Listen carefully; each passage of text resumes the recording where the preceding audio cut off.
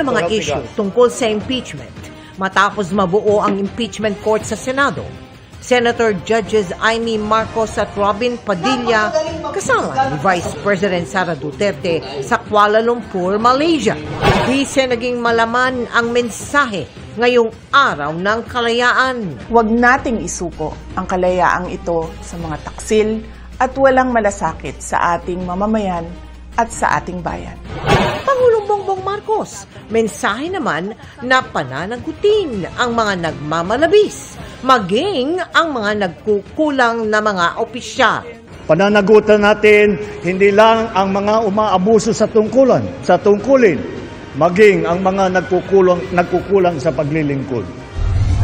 Kamara, sinertipikahang naaayon sa konstitusyon ang impeachment complaint laban kay Vice President Sara Duterte. Pero pag green man ng reklamo sa Kamara, kinwestiyon at ikinabahala ng House Speaker. The decision of the Senate sitting as an impeachment court to return the articles of impeachment is deeply concerning.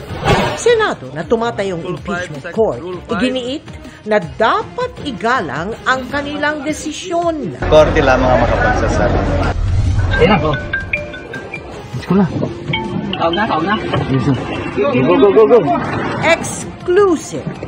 Umano'y leader at 3 miyembro ng Zamora Drug Group na hulihan ng halos kalahating milyong pisong halaga ng shabu at baril.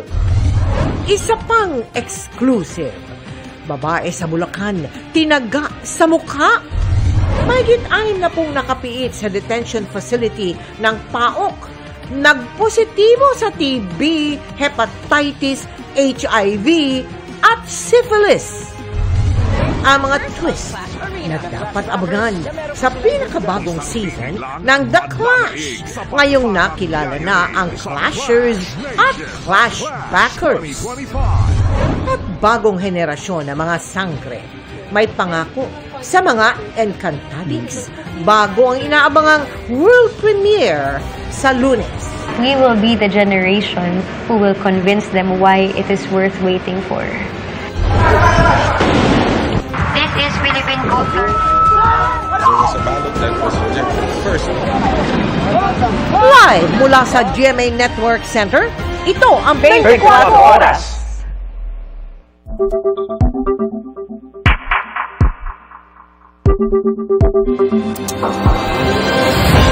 Magandang gabi po, Luzon, Visayas at Mindanao. Malaman ang mensahe ngayong araw ng kasarinlan ni Vice President Sara Duterte na may batiko sa sinapit ng amang si dating Pangulong Rodrigo Duterte at may nabanggit din tungkol sa kinakaharap niyang impeachment complaint. Kasama niya sa Malaysia sina Senadora Amy Marcos at Robin Padilla, nakabilang sa mga hahatol sa kanya sa gumugulong ng impeachment proceeding ng Senado. Nakatutok si Rafi Tima. Sa piling ng mga OFW sa Kuala Lumpur, Malaysia, piniling ipagdiwang ni Vice President